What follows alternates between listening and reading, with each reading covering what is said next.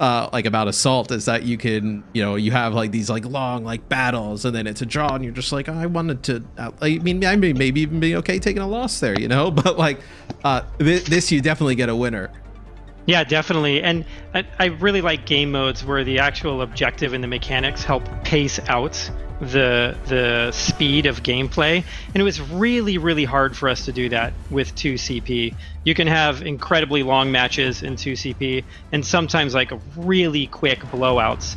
And it just came down to what the two teams were doing. And the game mode itself wasn't really doing anything to enforce that the way it might in Control or in Payload. And so with Push, we have more of that, to where the game mode is actually helping to control the length of the match and the pace of the match.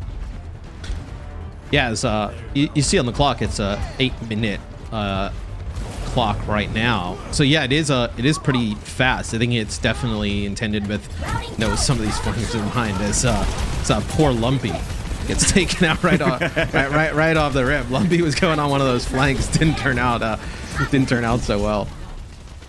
So does the bot unlock right away? It takes about 30 seconds for it to unlock, and the reason we do that is we don't want a team to think that there's a certain amount of pressure, or to have all this pressure to get to it as quickly as possible. We want you to be able to be strategic with the way that you approach the bot in the middle of the map, and it's very similar to the way that Control works. So we can see the robot. He's got a name, right? Yeah, his name's TWO. That's good. We see some Genji play in action. You see like all the buildings you can kind of come from, players up above to the side. I think you can definitely see that like fast paced. It looks way more like you can, as a DPS player, just kind of go off to the side, make a play, try and make a. You see here they're going right for the supports. Yep. Yeah, and the map, there's still a main path in Push, yeah. And it's really important for us to have that in all of our map types. But there are a lot of ways to get around that and to get through it, and that's what creates a lot of these opportunities. He went for the remake kill. Can't blame him. Yeah. I'm watching this. Yeah, I'm here. I'm fixated on the gameplay. I think, I mean, this looks really deathmatchy. This does. Like, we're just, they're just going in, they're having a good old brawl, and then obviously as the mech or the point is moving through the map, it's changing up every single time, and it's just, to be honest, it looks fairly similar to what I played back at BlizzCon all those years ago. Just with one less tank. It's still but it's just more space, I think, to operate. Yeah. Like I'm somebody who I play a ton of DPS, like, and I'm excited that maybe not everybody will run around in like a death ball, and I'll be able to kind of like play Tracer and go off to the side and make a play. I noticed too the green health over Lucio here. Oh yeah. What is that on the UI now? I actually completely forgot about that. There's so many changes. I was like, sound barrier doesn't give green health when I do it. Right. So that's something we're changing up. Like everything's work in progress. It's possible to change, although we're pretty happy with it right now. This is a change to what we kind of call overhealth. This is like a larger system, which is, on Overwatch 1 you can have over armor and over shields, depending on who's giving it to you, much like you can have normal health and shields and armor.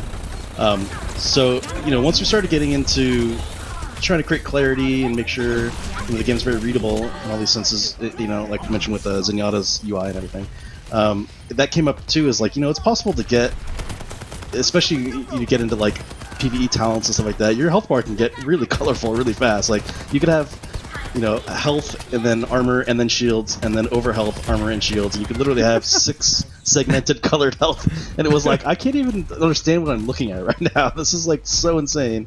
So we ended up condensing all of the over health concepts into just one concept now, and so it was kind of interesting. Other than Summer's EMP, over shields was more of a thematic thing than anything, because it didn't regen like normal shields, because it's over health doesn't have a regeneration value.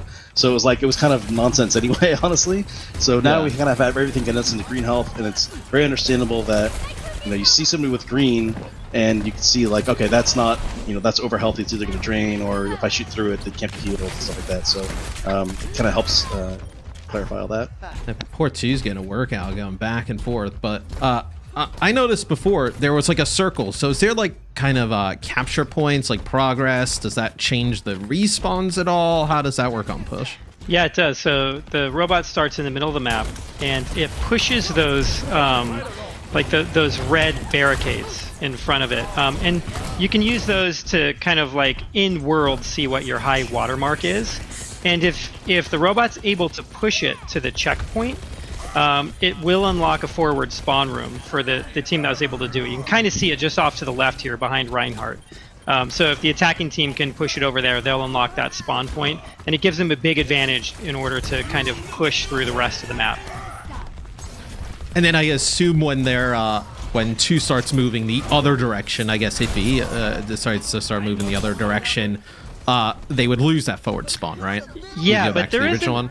Yep, there is an additional detail there. It's TWO has to be pushed back to the middle of the map before you lose your forward spawn room. And we actually started it the way that you described it, but a lot of times the robot could just move back and forth across this one checkpoint, and it got like really chaotic, and you'd have no idea where you were going to spawn. So we kind of gave you a grace period in there, or made it a little bit stickier by forcing them to return to the middle.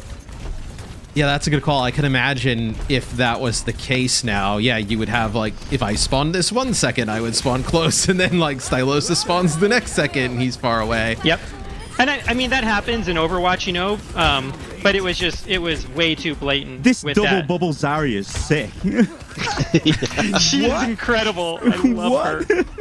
It's actually a pretty recent Is thing that- we checked it in, but it's pretty new. Is her damage ramped up when she's charged? Like more so than yeah. So you have the same bubbles you had before, but they're both using shared charges. So yeah, we found that because this increased flexibility in how you use it, she tends to be at higher charge more often. I mean, this is a good example, I guess. Yeah. But Oh, so man. it's actually even a lot of playtests. I can find myself like, sending a message to people. What was your average energy? Would you say? Or how? It's like, you were kind of tearing it up. That seems a little insane. So, balancing TBD, but it looks so fun though. I mean, as somebody who loves to play Zarya, like I also can imagine the people that I would play with on Zarya would just automatically double bubble themselves and everybody else think, actually, for themselves. Like, let's just run in and double bubble ourselves. But then you start to think like, actually, if I save 2 and Genji pulls out his blade on my team, I think if I double shield him and I save that up, that's going to be kind of ridiculous. So I didn't even think of that. Like, not just applying the 2 bubbles to yourself, but you could, because they share the charge, you could theoretically like bubble a Genji blade and then bubble him again, right? Yeah. Or a Pharah. Oh yeah, Works really well.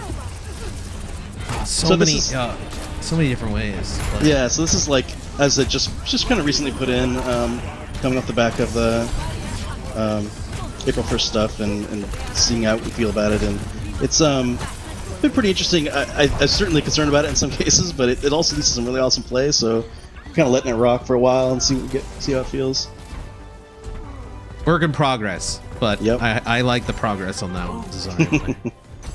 So OT, how does the rule here work? I guess they have to push all the way to the end, or do they just have to beat the time of the blue team? They just need to beat the time of the blue team. So the win condition for push is whoever has pushed it the furthest by the end of time wins, or if you're able to push it all the way to the end of the map, you'll win instantly. So now they're unlocking their forward spawn room right here. The tragedy strikes for the blue team. Yeah, they need to stay near the robot, I believe, to keep pushing. Yes. Yep. Yeah, right. And so you can have, the good old blunder where everybody walks off the objective and two just looks on sad. I don't know what you're talking about.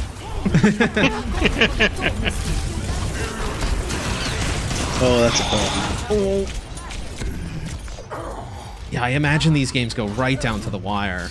I mean, just as we